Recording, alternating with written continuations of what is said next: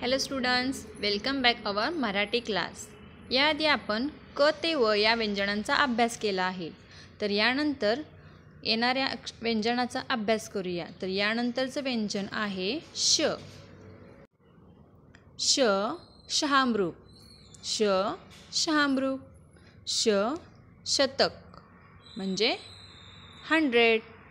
श शहर म्हणजे सिटी।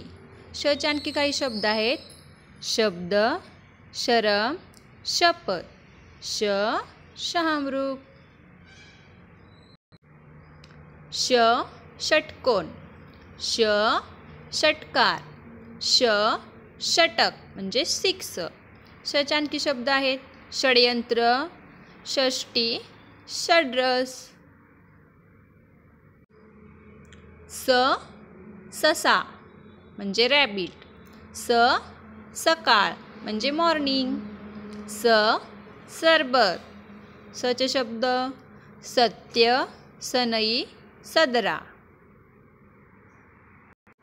ह ह हरिण, ह हसरा म्हणजे स्माइल, हमाल, हलका, हवा, हत्ती। हे झाले ह चे शब्द। ळ बाळ, ळ बाळ।